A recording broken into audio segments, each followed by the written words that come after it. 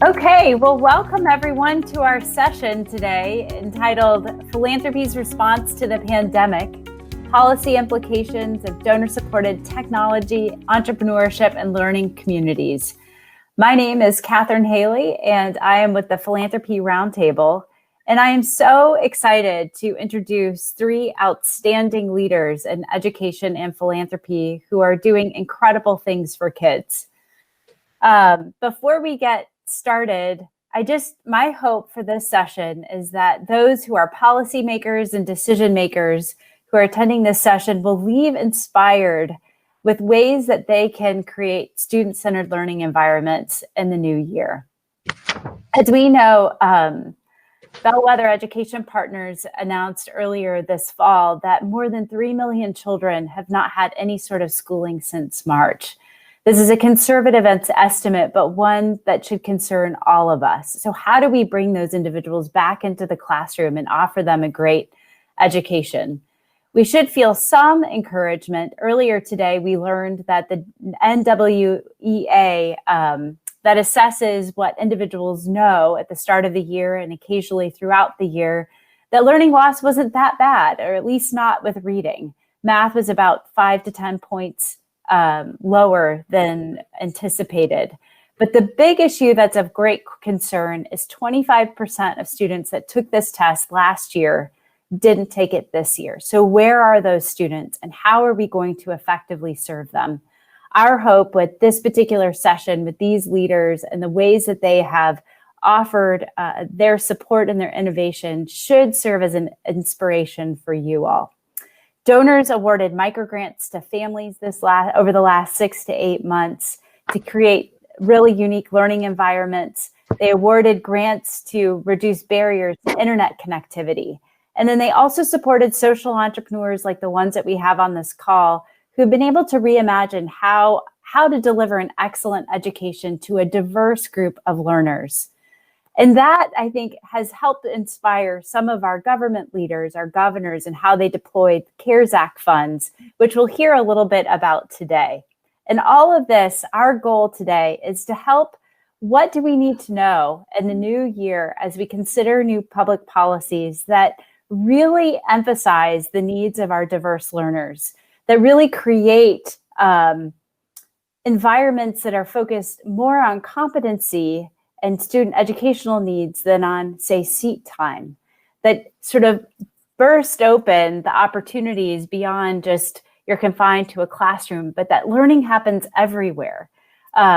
Learning environments that continue to promote creativity, collaboration, critical thinking, and communication. So my hope is for this session that we really focus on these things and that you all are inspired by the people that we have here today. Just as a quick note, as I introduce our panelists, please be sure to tell us who you are in the room chat. And then if you have any questions throughout this session, please click on the Q&A feature so that we can get to your questions later today. So my first panelist is Meredith Olson. She wears a remarkable number of hats and has just become a great pillar in the education space. She leads the K-12 initiative at Stand Together, working to ensure excellent education for all students, no matter their background or where they live. She's also the chairman of Yes, Every Kid, an organization committed to education systems that respect the dignity of every child. And then more recently, she's taken on a role with Vela Education. And that philanthropic vehicle is really meeting this moment, providing catalytic philanthropy for students all over the country. So Meredith, I'm going to ask you some first questions before I get to our other panelists, Emily, Ann, and Don. I would love for you to tell us just Stand Together's philosophy and Vela Education Fund's philosophy for giving and how they are dynamically meeting the educational moments of right now. Sure thing. Thank you, Catherine. Thank you for having us on the panel today to talk about some of the innovations that have been happening during this time period.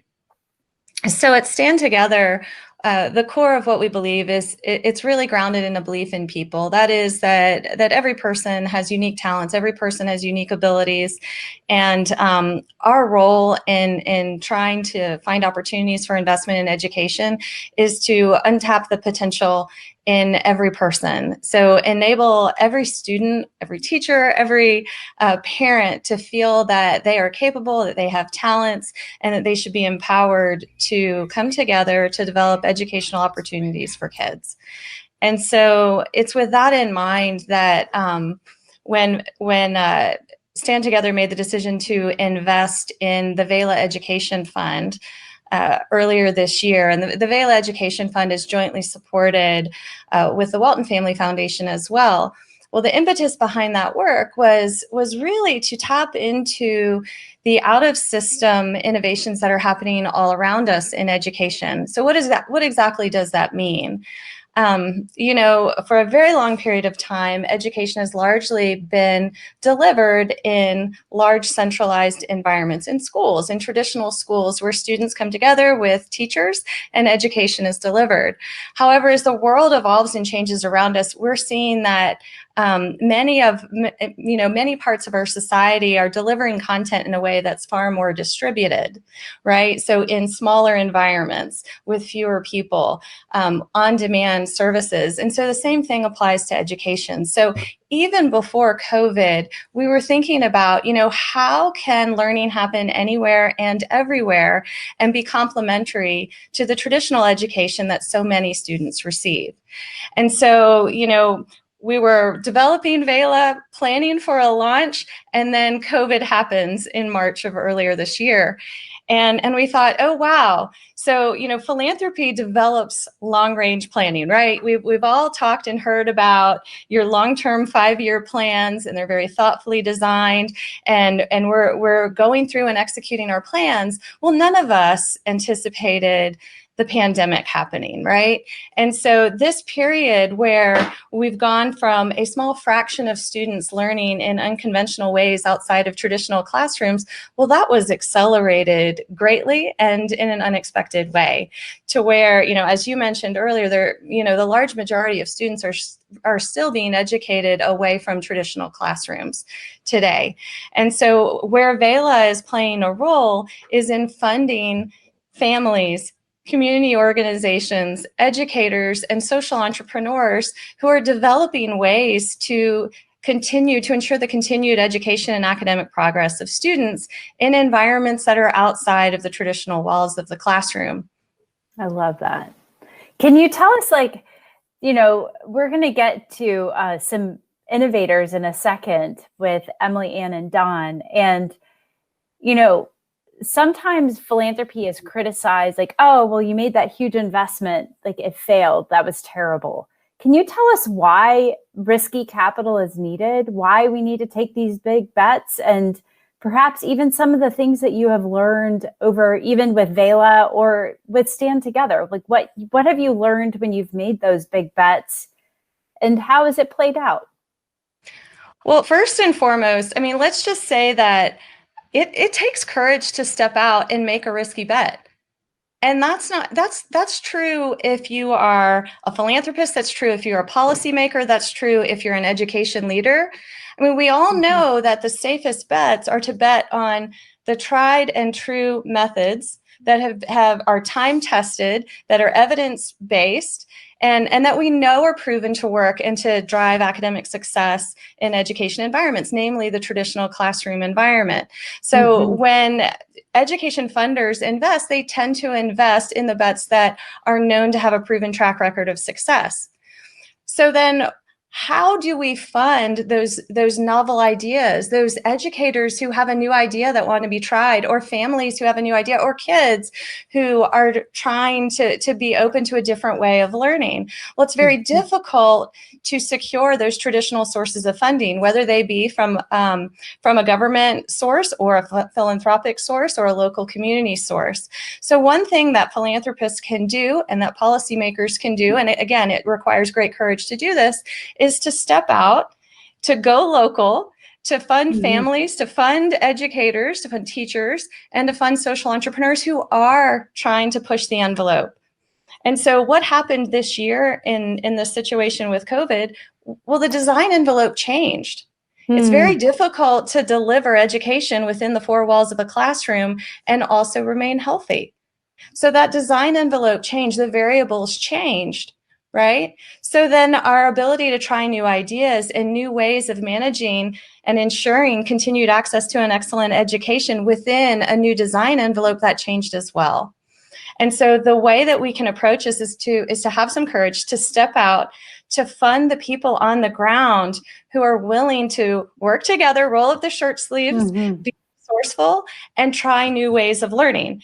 And you had mentioned, Catherine, I think at the beginning of your question, how do you get to this level of comfort with failure? Well, failure is, by any other name, this is how we learn. This is the learning process. So it's the sum of human experience that you try, you fail, you adapt, you try again, and ultimately you succeed. And so that the same concept applies when we're talking about education environments.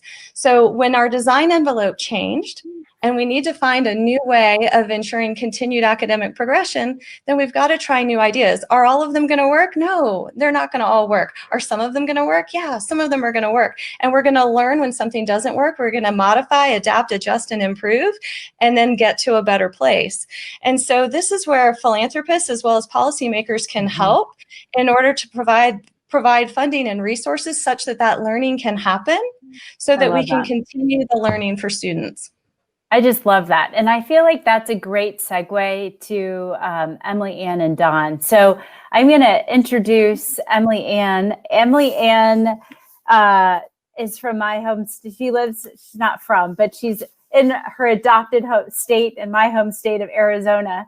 She is the founder and CEO of A for Arizona, which is an organization dedicated to designing, implementing, and facilitating first of their kind initiatives and solutions to rapidly increase the number of low-income kids who are attending really great schools.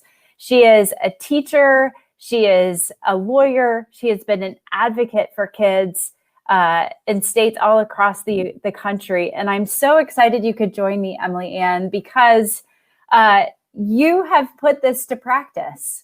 So last year, or I think it's maybe been a few years, you launched A for Arizona with a really interesting concept with support from Philanthropy. Can you tell us a little bit about A for Arizona and what you guys are doing with just your students, creating more student-centered learning environments? You're on mute.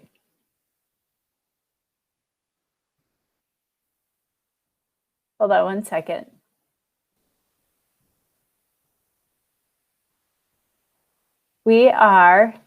Let's pause on Emily Ann for 1 second, and perhaps Jody can help her out, and we'll bring her back in a second. As we wait for her, I would love to bring in Don. Don, he is the president and founder of Nevada Action for School Options, and also is a great policy expert and innovator. And Don, he left the Washington, D.C. area, a place of ideas, where he also served in the charter school space to help start an action tank that he founded in 2017 to create more diverse choices for students in the state of Nevada. So as we work to get Emily Ann back on, Don, I would love to hear this idea of risky, sort of take a big step. I would love to hear what Nevada Action has been doing, first with the support of Philanthropy, and sort of what you guys are doing now. Thanks, Catherine. Can you hear me? Yes. Great. Catherine, you've been a star for everything we believe in that motivates in this movement at every stage in your career, and especially this one, so thank you. Oh, thanks. The work that we're doing here is work that we've all been preparing for a really long time. We've embraced what we call student-centered learning at every stage. The last big project that I ran in the nation's capital was the first national fellowship for school district superintendents who wanted to transition their whole school district to personalized learning models. And through that, we got to watch and study what made these succeed and what made these succeed faster and deeper and richer. And these lessons are proving incredibly important because microschooling has appealed to all of us for a long time. I had an op-ed that was in September talking about that here. And then just as you both said, here we are. The Clark County School District is the 5th largest in the country. It's tragically inequitable and tragically inept for reasons that have nothing to do with the good teachers that go to work and work hard every day and do incredible, educationally passionate, creative things to benefit their kids that I can't stop talking about how important they are. This is systemic failure. When you spend time with families, this moment has given them the opportunity to really appraise what it is that's most important to them from their relationship with schooling, not schools, schooling. Mm-hmm. And when we look at what it is that we're dumping 4.5% of GDP, K-12 investment overall in American education, what is it that's getting our families and what can they do better for themselves? So with that posture, we started our Microschooling NV initiative. And it started off with, it's terrifying to say traditional microschooling, but I call it distributed microschooling, sort of home-based, small group-based. We've got a great one in an art workshop downtown. They can be held in the places you read all over the country. And how do we do that here for Nevadans, helping Nevadans, Nevada style? And that's what we've been focused on. So right now, tell us a little bit, microschooling is certainly catching like wildfire across the country. But if you are in North Las Vegas, I'm not sure many of those families had ever heard of a microschool. I mean, you to go to your zone school.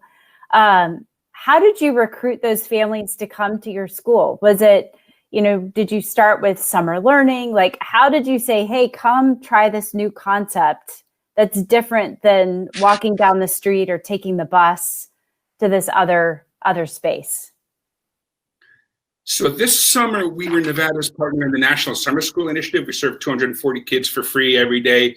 I've known and admired Chris Surf for most of our careers, and I knew what they were going to do is quality work. And I also I really knew that they were going to turn that into actual curricula that actual people can use for their schooling as we go. And so with that in mind, to build people's comfort level, because Nevadans have a strong independent streak in them. They absolutely believe so much of what's crucial to making this movement succeed. Families, though, are intrinsically joiners. So how do we help them over the hump? How do we really get them to say, this is what I need to do for my family, to meet my family's needs? And how can we do that? And how do we build it? And how do we have the confidence to build what we need and not just register to sign something up? Because that's what we've all been conditioned to do by the monopolists in American public education for generations since the start of American schooling. And that taking them to hold their hands and have the confidence over that step to actually do and actually build what they know meets their children's needs because they know that best. That's been the fun of all this. And I got to say, I love every moment of it. So do you have like, is there a specific story of like a mom or a kid based on their summer learning experience that sort of like, oh my gosh, this is how I can learn? And it's not in this one way, like learning can literally happen any and everywhere. And I can be excited and sort of motivated. Is there a specific story that happened this summer that then led to the creation of these? You have a dozen or 13 micro schools now in North Las Vegas or different parts of Clark County? It's growing every day. And of course, the big project that I'm bursting to talk about in North Las Vegas. This is So this is a fundamental paradigm shift, right? What's really going to make this succeed is and this is exactly what we worked on with the superintendents, is getting families to understand that they need to take an active posture in their own learning, that every decision that they make every moment of every day matters to their own learning. And that takes a while. And it's not just passively we've all written for years that we're measuring the wrong end of students in our education systems, and that actually came true this summer. So I'm always worried that we're not serving the kids who need us most enough. And I was concerned about that over the summer, but that proved to be very true very quickly. We had a whole lot of kids with a single mom who's a nurse who works at night. And now we with the microschooling that we have, some of our best families. One of my most dazzling moms to put in front of the media is she works in Bed Bath & Beyond, and she's got 2 little boys who are the best kids who have so much energy. And the fact that they don't compare the work that we're doing now to what they were experiencing under these awful pandemic and post-pandemic and pandemic again conditions. They're comparing this to the learning that they had, and especially when we're talking about the devastating intrinsic inequities in the Clark County School District, and particularly those kids who are attending 1- and 2-star schools, the lowest in this system. This is a level of being listened to and working on their own needs and being taught and being really accepting that we believe that their own learning as individual children matters, and those are the kids who are thriving in our program. And when we do the initial dashboard, everything we do that's aligned with us is aligned with Nevada State content standards, because that's important to me in the work that we do. These kids are almost more than 3/4 of the kids we work. 3/4 of the kids we work with are 2 grades or more below grade level in our dashboard, and most of them are substantially below that. So that just warms my heart. And some of the kids who are furthest behind are the kids who are just warming to this program the most. So for all of you who are thinking about doing programs like this, those are the kids you want to start with, because those are the kids that just make it happen. Well, it's very personalized, and I think when you personalize and customize and create that environment where it serves the learner, it kind of catalyzes, or it sparks this fire of like, oh my gosh, I'm a learner too.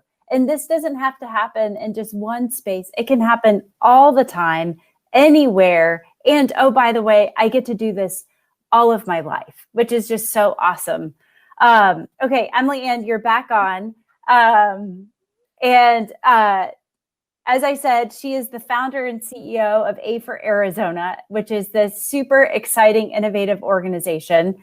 And as I started to ask you, you all created this innovative program to kind of help support innovative school leaders that wanted to expand, replicate, start new things in a student-centered way. So can you tell us about the mission of A for Arizona and what happened before COVID, and what were you guys doing?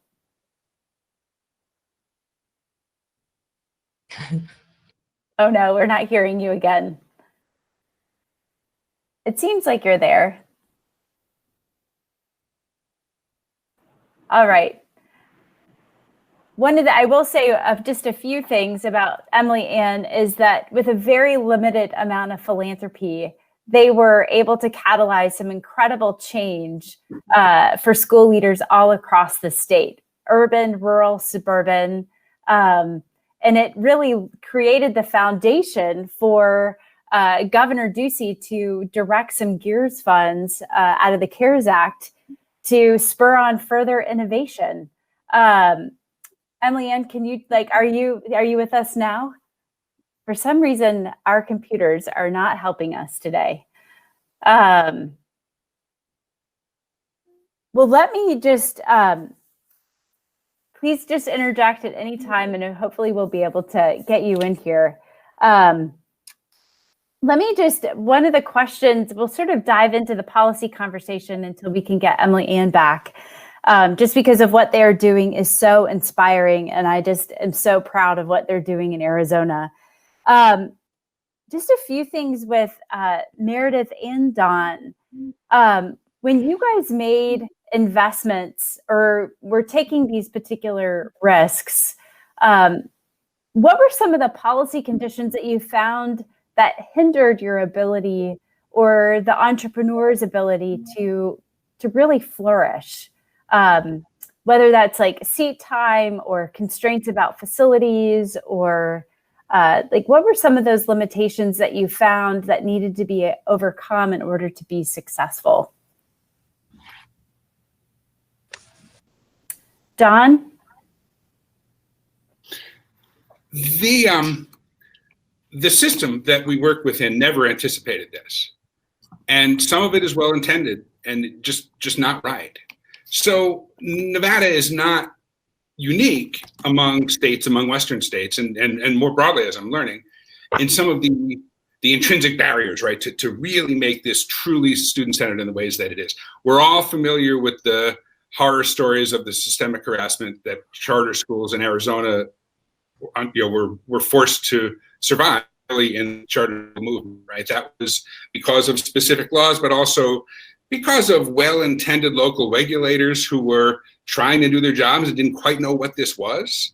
And then there's systemic harassment by those who are partisans and feel threatened by what it is that we're doing.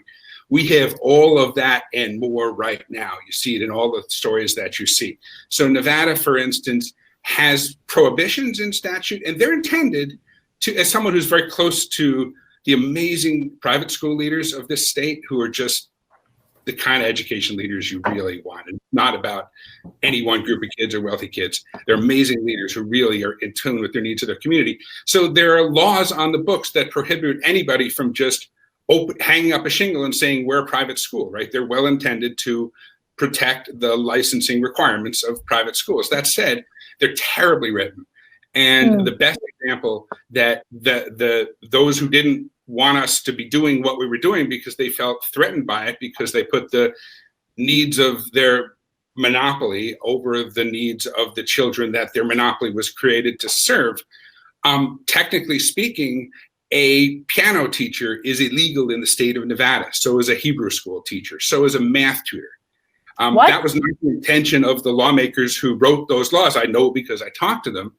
But that was used to threaten to shut us down. And that's fine, because I'd much rather they come after me than come after the families that we're trying to help, because I happen to know some pretty good litigators, and I'm itching for that fight.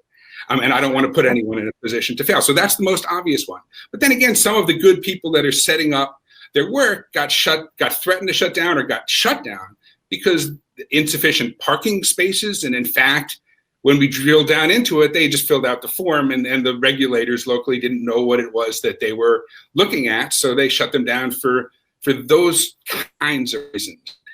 So those are so what are the barriers? If we look at this as decision makers, what are the actual barriers and hurdles that intimidate families from trying this and that really stand in the way of families doing this right? And that's the best place to start, I think, this conversation to me. Yeah, that's so great. What are Emily Ann, can we hear you? Maybe. Yes! Hey! Yes! Sorry, I'm so excited. It's great to meet you all. I'm so glad.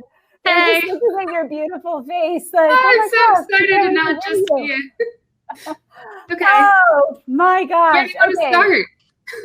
Okay, so tell us about A for Arizona. I did a very poor job of describing, but tell us, like, what was the vision behind it and sort of its initial seed round one grants to school leaders?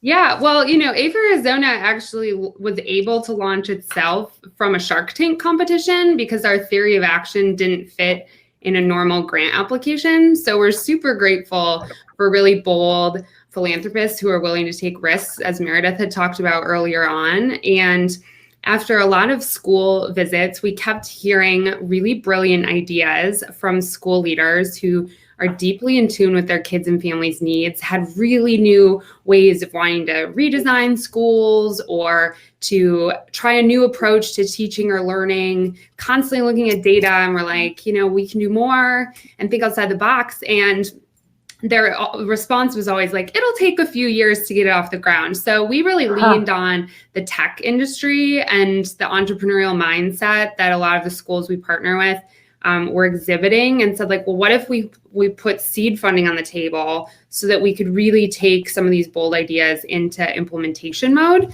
and got out of your way, right? So the ideas don't come from us. They very much come from the ground up. They're community driven, they're parent driven. They're very much in tune of like what the needs are. And so if we can get the policy barriers out of their way and get them some of that seed funding to execute, that's where we're seeing the magic happen for kids. And so we are really grateful for folks like the Burton Family Foundation and the Bob and Renee Parsons Foundation and other individuals, the Ferris Foundation, who all took a chance on our crazy idea back in 2018 to start this first expansion and innovation fund. We partner up with any K-12 schools in Arizona. We wanted to make sure that remote, rural, urban, and suburban were included, because some of our most bold thinkers are out along the international border and out in some of our rural pockets like Ajo and Congress in Arizona. And so how do we give them that runway? And our inaugural class of 2019 was really successful and caught the attention of Governor Ducey and his team, especially in the peak of our spring semester. And we said, now we need to scale this idea up. So we're super grateful that he again sort of led the way with the country, leveraging the Federal CARES Act funding, his GEARS flexible dollars to put $1 million into our expansion and innovation fund.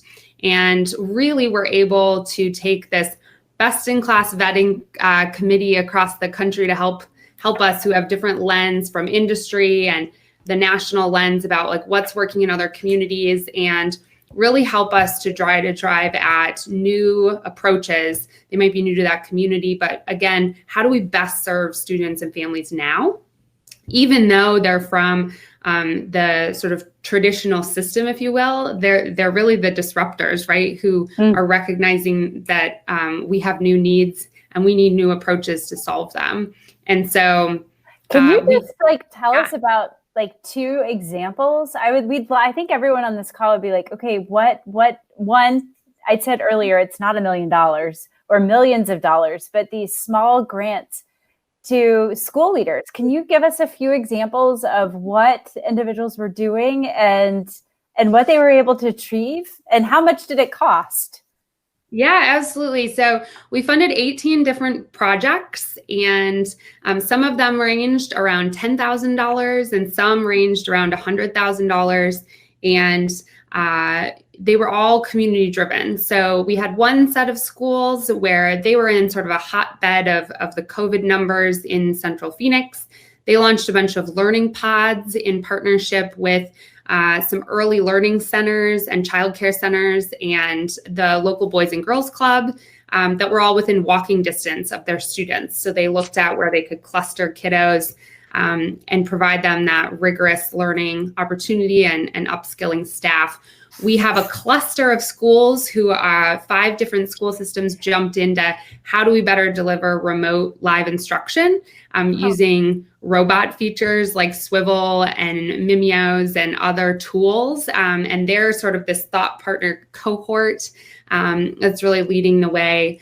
We had some of our district partners who really leaned in and said, look, our school's been performing well, but we're not really being a 21st century model. We're not really setting our students up for the high demand talent pipelines that Arizona needs.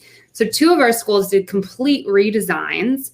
And although you'd think that's like a $10 million deal, I'm sure they'd love that much money, but we gave them that seed money to get the idea off the shelf and into implementation mode. And even though they're still only months underway with completely overhauling their models, parent demand is crazy in the best way, right? Just as of fall break, we had one of our schools had to grow into a whole new building because they couldn't keep pace with the parent demand. Another campus that did this had over 200 students already enroll as of fall break. The numbers keep going up. And so, parents are really embracing this spirit of innovation and new ways of teaching and new ways of learning. And so we love that people are using this as a platform to be even more in tune with what do our students need to be successful down the line and not just now. I just love that. I love that. Meredith, you know a great deal about what Idaho's been doing. They're doing microgrants to families for online learning, I think. And, you've found that to be really, really interesting. Looking at what ASU Prep Digital and how they have begun to serve students and, the several thousand students this past spring. And now I think they have, please, someone jump in and correct me, but I think it's like 250,000 individuals that are engaging in some way with their online curriculum. And that, I think, goes to these policy questions that we need to have. If you've curated this unique experience, just in my conversations with ASU Prep Learning or Prep Digital, you could be an 8th grader taking 8th grade literature while also taking European history and, perhaps, geometry, which is usually offered for, high school students, all at the same time. And so perhaps let's have a conversation about the policy changes that might need to occur, because there's this incredible, unique moment with COVID. We do have budget situations that state legislators are going to be faced or will be facing. How do you use this unique moment to perhaps move away from seat time? Yes, we need accountability, but move from seat time or change the way teachers who are licensed by the state and, they have their teaching contract with the school district. Well, why can't you teach at one of these new schools that Emily Ann's teaching, or teach at a micro, like a learning pod that a group of parents are trying to create, or teach at one of Don's micro schools? So, Don, I'd love to jump in quickly, Catherine. Yeah. So the state legislature and Governor Ducey really made it a priority to set us up for success during this period. We've really embraced the school choice environment, which has really empowered leaders to think outside the box. And also, we overhauled teacher certification over the last 5 years, and that's allowed our school leaders to be really creative with refocusing teacher staffing positions, empowering master teachers to take on subjects, and then tier out roles of other teachers, redefining, shifting across age bands of students, instead of just you will be the sole 3rd grade teacher of all content expertise, leveraging their own talent pipelines and being able to certify their own. And so that kind of flexibility already really set us up for success, let alone the emergency waivers that were granted both from legislation this spring and the executive orders. And so that kind of environment already had our leaders thinking outside the box in a way that we didn't hear from our national peers. So if you don't yet have those in your states, I strongly encourage you to check those out, because it's really, again, our leaders know what our students really need, and that adaptability and that autonomy and flexibility to shift based on best strengths has been instrumental for them to make progress. Just looking at what some of the charter schools did, like Achievement First, and I know a number of other, I think Success Academy and District and IDEA and others all across the country, they found during COVID, they could put their best and brightest teachers in front of all their students, and then you could use the traditional classroom teacher as the coach, as the mentor, as the tutor. They might not have a great Zoom stage presence, but they could be really, really effective in identifying the gaps for their students. So I love that innovation that Arizona was prepared to do. Meredith, have you seen any other innovations where governors have stepped in to sort of sort of lift the lid, so to speak, and create more opportunity for change? Sure thing. And, I want to key on a little bit of what Emily had mentioned earlier about the extraordinary level of demand that's out there.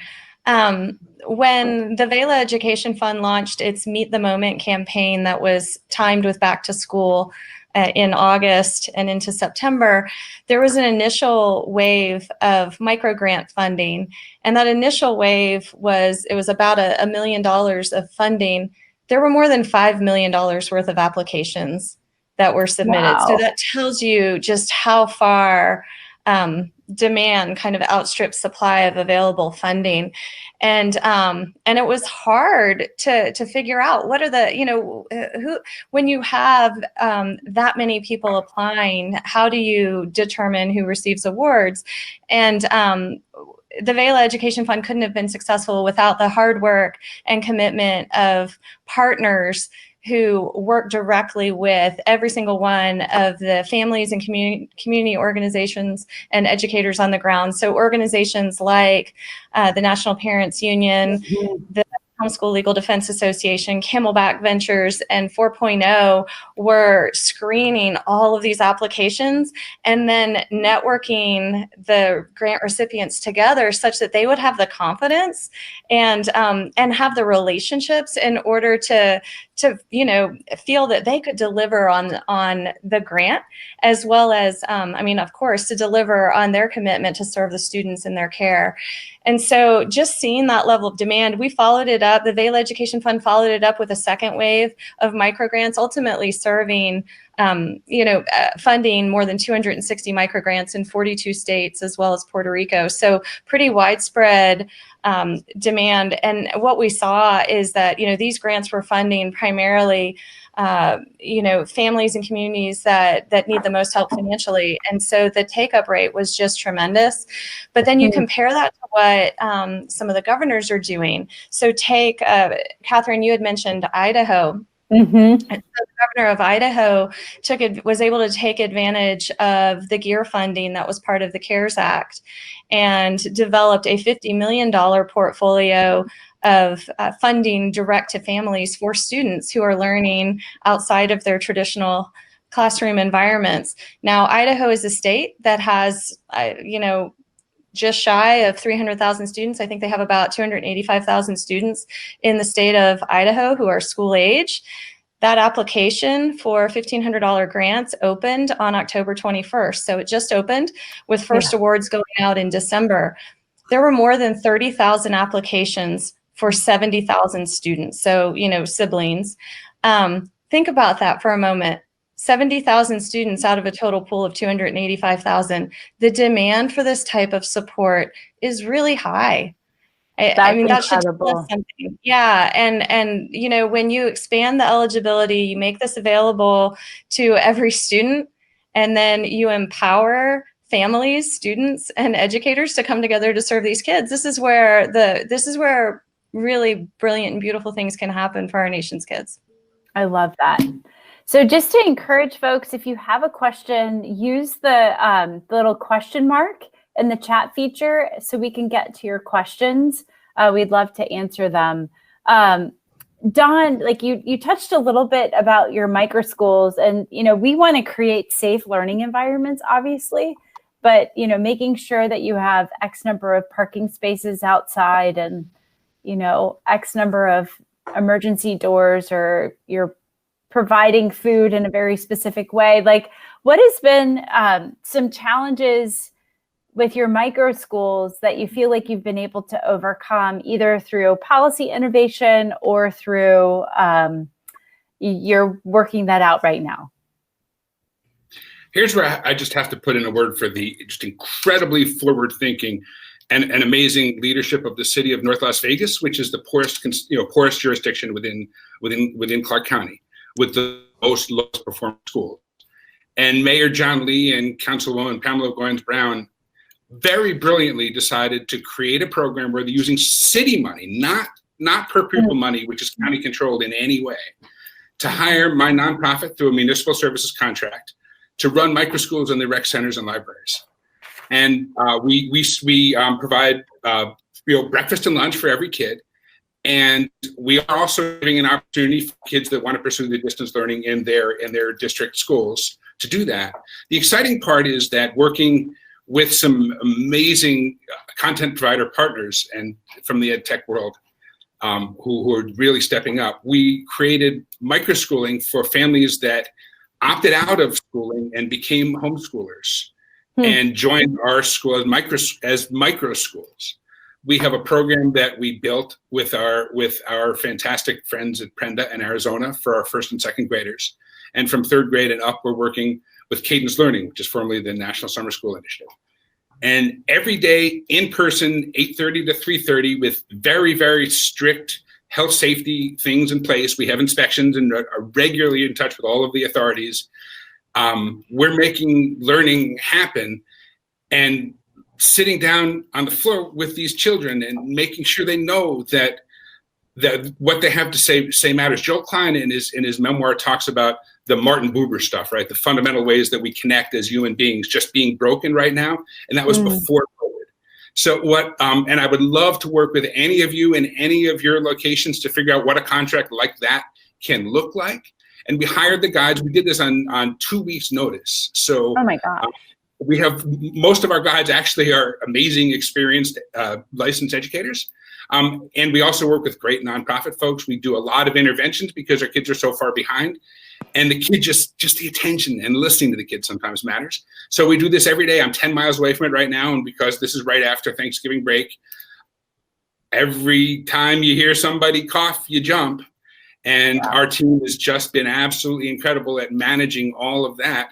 And this is something that's going to go on forever. This is probably, these families are never going to go back. They tell us that this is the best schooling that they've ever had, and our learning gains blow away the average learning gains going on in their schools and in this school district any way that you measure at it. And this is a data-rich program, right? So we can always indicate that. I love it, and honestly, like I've had great fortune to do a lot of things. This work has never had the partisans who defend the monopoly take greater umbrage and come swinging harder. And it's work that I've never loved more, because the parents and the kids tell us every single day. I'd love to help any of you get to there, because if you can find amazing benefactors like Mayor Lee and Pamela Goins Brown in North Las Vegas, you can make this happen. I told our team at the beginning, if we do this right, these kids are never going to forget this. And I love that. I think you even said, Don, at one point, like, I'll probably get the statistic wrong, so please correct me. Something like 25% learning gains. I mean, if you're several years behind, you're still behind, but you're making significant progress. I feel like you were seeing some pretty significant gains this summer. What were those gains? Yeah, so I come from the charter school world, and I don't care what your proficiency levels are. I care what you do with the kids that you have over time that you have them, right? The longitudinal growth of individual students over time. And if you can show more than a year's worth of learning, if you can show a year and a half or 2 years worth of learning in a school year's time, you're a good school. You're a good organization. You're getting it done. And you're going to close those learning gaps. And we are very safely to say well over 125, and the whole school choice experience. 125% gains. Yeah. Whoa. Right. So the whole school choice experience, for those of us that have been doing this a long time as researchers, the best research that the voucher programs show us are what they are, high single-digit percent gains. If we can get 125% growth in any period of time, I feel great about what we're doing. I got to tell you, we're doing it all in for less than a quarter of what the per pupil funding is in a district. So this is sustainable. Oh, that's incredible. That's you can do this too, and I'd love to help you.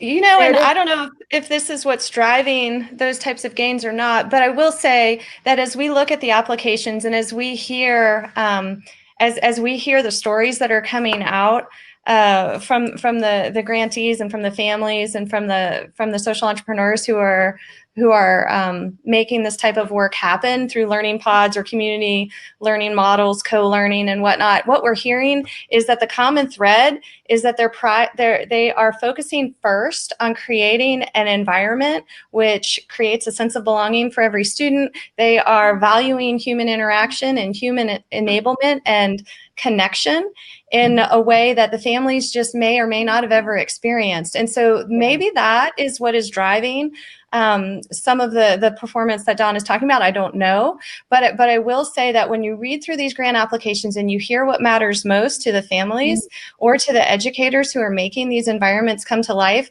is that they are focusing first on the well-being of the student. They're creating that inclusive environment, and then they're focusing on how do we ensure that the academic progression and the enrichment all happen. Oh my gosh, I love that. I know we're getting close to the end, but Emily Ann, like, how have you seen this with your own innovative school models? I mean, you talked a little bit about it being like community driven. So like, walk us through, one, how did the school leader and how did maybe the board like overcome their own like obstacles of, oh, we tried that innovation before and we failed. Like, why would you try it again? So can you tell us a little bit like the community buy-in and then how that then led to the incredible changes that you're seeing with school leaders all over the state? Yeah, I think one of the biggest themes you're hearing right now, right, is the direct impact we can make right now and not years from now.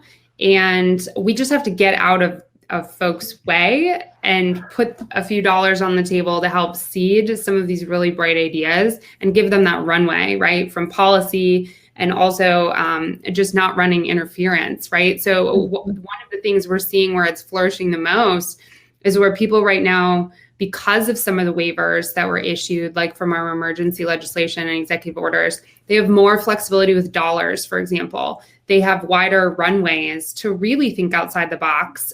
We know statistically in Arizona and nationally that, you know, a lot of our models weren't serving all kids before, right? And so now it's almost like permission granted, right, for them to lean in and try new approaches because everyone has to do it right now, right? So I think at least from what we're seeing, governing boards are really leaning in because everyone else is on this even playing field, right? And so if not now, then when? And so for us, you know, we always are open to working with anyone, but it's always been the willing, who's willing to do that hard work and also risk failing, right? And so we also have been really focused on like, how do we best listen to parent demand for those safe and supportive learning environments? And so a few of our initial round one grantees inspired a second round of funding of GEARS funding from Governor Ducey's office for $500,000 to seed small learning communities. How can we fuel more of these pods and hubs,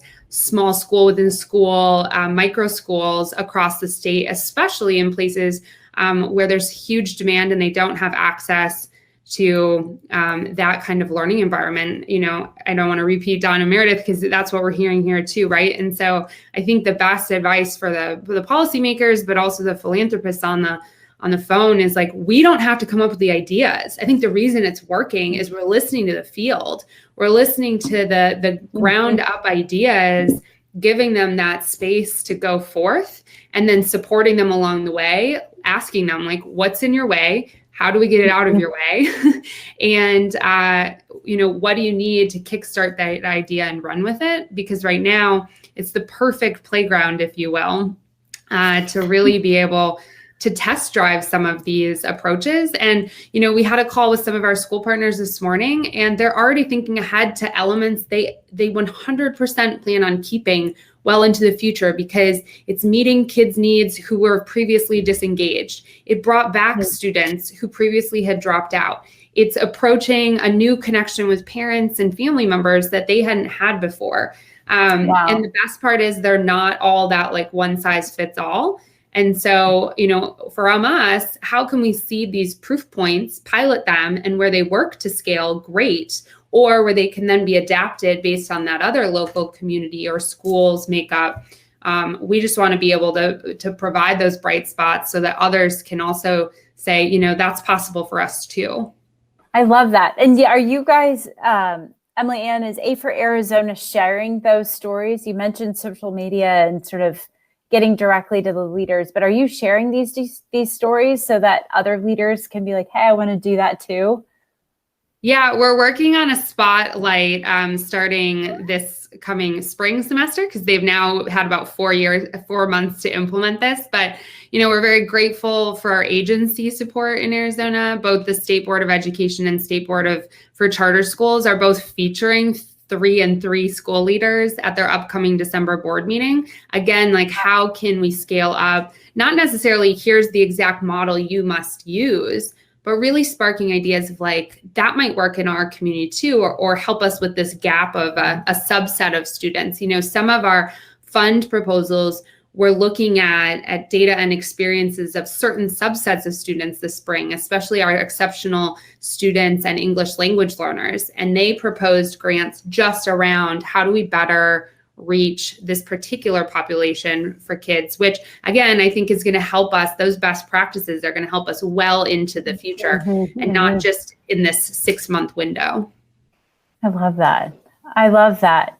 Like we just have a few moments. Are there any other key points, quick takeaways, Dawn or Meredith or Emily Ann, that you would love to make sure our audience knows? We've got philanthropists, we've got folks from the Department of Education in Alaska, we've got some pretty far-flung people from all over the country on this call. So like any nuggets, like, hey, 2021 is a year of opportunity. We've been marinating in lots of manure. And so that's going to lead to lots of flourishing, I'm hoping, in 21.